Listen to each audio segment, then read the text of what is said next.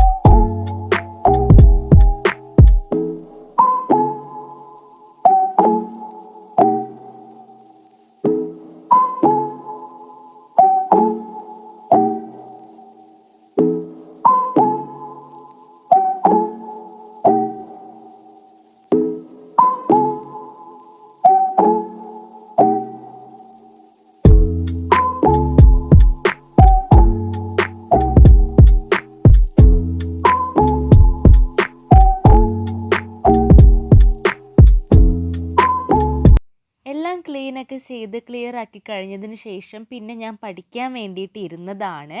അപ്പോൾ ആദ്യം തന്നെ പഠിക്കാമെന്ന് വിചാരിച്ചു. പഠിച്ചിട്ട് ബാക്കി കാര്യങ്ങളിലോട്ടൊക്കെ കടക്കാം. ഇല്ലെങ്കിൽ നമ്മളിപ്പോൾ തന്നെ ഒരു ക്ലീൻ ചെയ്തൊക്കെ കഴിഞ്ഞില്ലേ, ഇനി ഓരോന്നായിട്ട് പെൻഡിങ് വർക്ക്സിലോട്ടേക്ക് സ്റ്റാർട്ടിങ്ങിൽ തന്നെ കടന്നു കഴിഞ്ഞാൽ പിന്നെ നമുക്ക് പഠിക്കാൻ മൂഡുണ്ടാവത്തില്ല, മടി തോന്നും.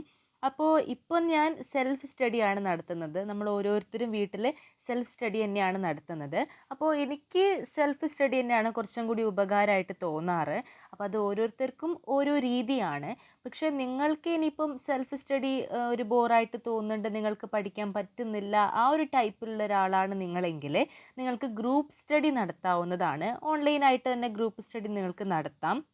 അപ്പോൾ ഗ്രൂപ്പ് സ്റ്റഡി എന്ന് പറയുമ്പോൾ നിങ്ങൾ പ്രത്യേകിച്ച് ശ്രദ്ധിക്കണം. എന്താണെന്ന് വെച്ചാൽ നമ്മുടെ നല്ല ഫ്രണ്ട്സുമായിട്ടൊക്കെ ചേർന്നിട്ട് പഠിക്കുക എന്ന ലക്ഷ്യത്തോടു കൂടി തന്നെ വേണം നിങ്ങൾ ഗ്രൂപ്പ് സ്റ്റഡി നടത്താൻ.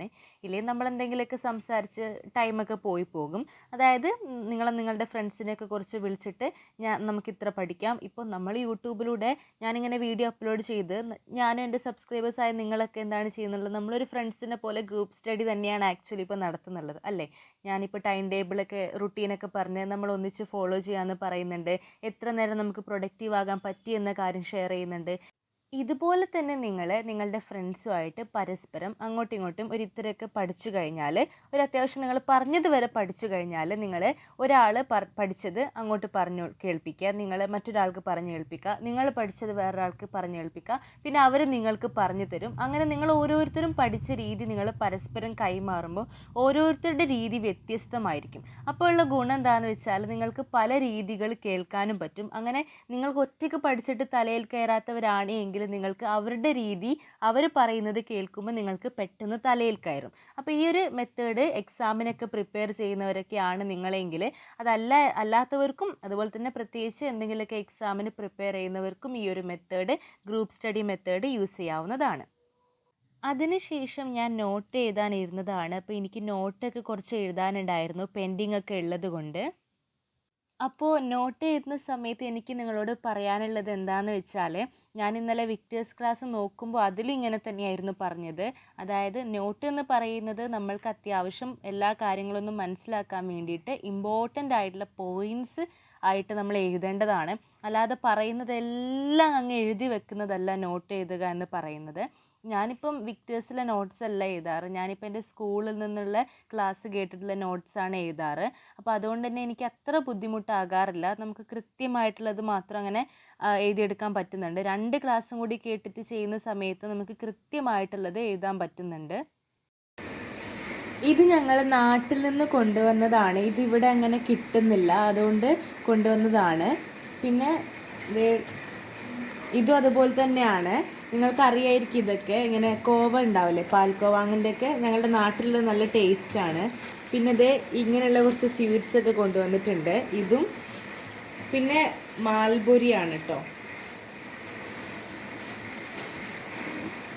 ഇത് മാൽബുരിയാണ്. പിന്നെ ഇതാണ് കേട്ടോ. അതിന് ശേഷമാണ് ഞാൻ എൻ്റെ പ്ലാനർ എഴുതിയത്. എല്ലാത്തിലെയും പോലെ തന്നെ പ്ലാനറിലും എനിക്ക് പെൻഡിങ് ഉണ്ടായിരുന്നു. കാരണം ഞാൻ പ്ലാനർ കൊണ്ടുപോയിട്ടില്ലായിരുന്നു കേട്ടോ. കുറച്ച് ദിവസത്തേക്കല്ലേ പോകുന്നത്, അപ്പോൾ അതിൻ്റെ പെൻഡിങ് കൂടി ഉണ്ടായിരുന്നു.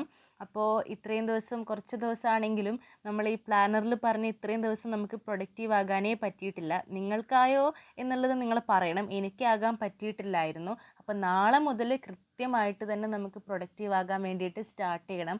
കാരണം ഇനി നമുക്ക് സ്കൂളൊക്കെ തുറക്കാൻ പോവുകയാണ്. ഇനി കുറച്ച് ദിവസമേ നമുക്ക് കിട്ടുള്ളൂ. ആ കുറച്ച് ദിവസം നമ്മൾ മാക്സിമം യൂട്ടിലൈസ് ചെയ്യണം. അപ്പോൾ നമ്മൾ ഈ പ്ലാനറൊക്കെ കുറേ കാര്യങ്ങൾ ചെയ്ത് നമ്മൾ കൂടുതൽ നന്നാക്കി എടുക്കാൻ വേണ്ടിയിട്ട് ശ്രമിക്കണം. നമ്മൾ ചെയ്ത കാര്യങ്ങൾ അതുപോലെ തന്നെ എഴുതണം. അപ്പം നമ്മൾ ചെയ്യാത്ത കാര്യങ്ങൾ ഒരിക്കലും എഴുതരുത്. നമുക്ക് ചെയ്യാത്ത കാര്യങ്ങൾ എഴുതുന്ന സമയത്ത് നമ്മൾ അത് ചെയ്യാതെ എഴുതുന്നതല്ലേ, അതിന് പകരം നമ്മൾ കൂടുതൽ ചെയ്തിട്ട് എഴുതാൻ വേണ്ടിയിട്ട് ശ്രമിക്കണം. അപ്പം നമുക്ക് കൂടുതൽ പ്രൊഡക്റ്റീവ് ആകാൻ വേണ്ടിയിട്ട് പറ്റും.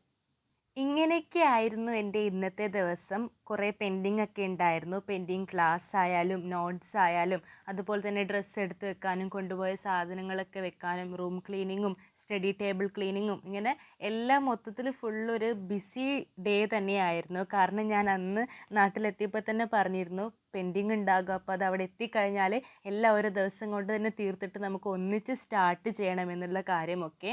അപ്പോൾ പെൻഡിങ് ഉള്ളവർ ഇപ്പോൾ തന്നെ എൻ്റെ കൂടെ തന്നെ എല്ലാം ചെയ്ത് തീർത്തോളൂ. അല്ലാത്തവർ നിങ്ങളുടെ കാര്യം അതുപോലെ തന്നെ തുടരണം. നാളെ മുതൽ നമ്മുടെ അടിപൊളി ഡേ ഇൻ മൈ ലൈഫും പ്രൊഡക്റ്റീവ് ആയിട്ടുള്ള സ്റ്റഡി വ്ളോഗ്സും ടിപ്സ് വീഡിയോസ് ഒക്കെ വരുന്നതായിരിക്കും. എങ്ങനെയുള്ള വീഡിയോ വേണമെന്നുള്ളത് നിങ്ങൾ കമൻറ്റിൽ അറിയിക്കണം. അപ്പോൾ ഇന്നത്തെ ഈ വീഡിയോ ഇഷ്ടമായാൽ നിങ്ങൾ ലൈക്ക് ചെയ്യുക, ഷെയർ ചെയ്യുക, സബ്സ്ക്രൈബ് ചെയ്യുക. അഭിപ്രായങ്ങൾ കമൻറ്റിൽ അറിയിക്കണം.